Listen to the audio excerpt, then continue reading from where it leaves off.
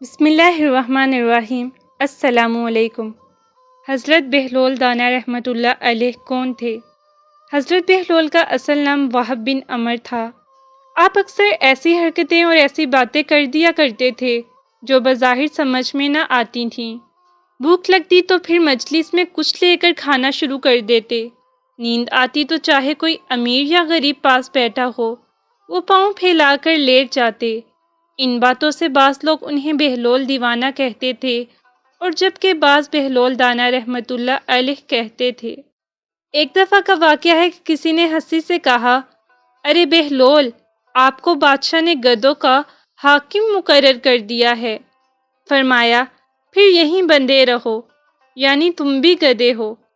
حضرت بہلول سے کسی نے کہا، بادشاہ نے تمہیں پاگلوں کی مردم شماری کا حکم دیا ہے۔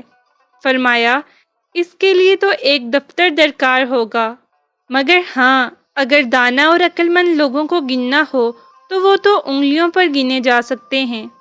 ایک دفعہ آپ خلیفہ ہارون الرشید کے دربار میں گئے جو اس وقت کسی سوچ میں گم تھا۔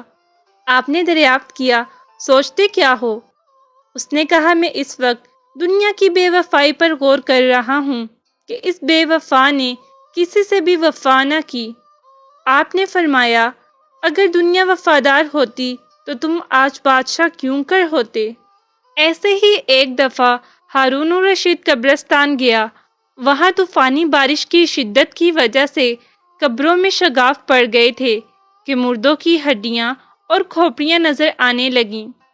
حضرت بہلول قبرستان میں چند کھوپڑیاں سامنے رکھے دیکھ رہے تھے کہ اتفاقاً بادشاہ کی سواری بھی آ نکلی۔ اس نے انہیں اس شغل میں مصروف دیکھ کر پوچھا، ارے او بہلول، یہ کیا دیکھ رہے ہو؟ آپ نے فرمایا، تمہارا اور میرا دونوں کا باپ مر چکا ہے۔ خلیفہ نے کہا، ہاں۔ حضرت بہلول بولے کہ میں دیکھ رہا ہوں کہ تمہارے باپ کی کھوپڑی کون سی ہے اور میرے باپ کی کون سی؟ ہارون الرشید نے کہا، کیا مردے کو دیکھنے سے غریب اور شاہ و گدھا کی کھوپڑیوں یا ہڈیوں میں فرق کیا جا سکتا ہے؟ تم کیسے پہچانو گے؟ تم انہیں نہیں پہچان سکتے۔ حضرت بہلول بولے، پھر تم اپنی 4 دن کی نمود و نمائش کے لیے بڑے مغرور ہو کر غریبوں کو حقیر کیوں سمجھتے ہو؟ اس بات نے خلیفہ کے دل پر اثر کیا۔ بس اس دن کے بعد سے بادشاہ نے حلیمی اختیار کر لی۔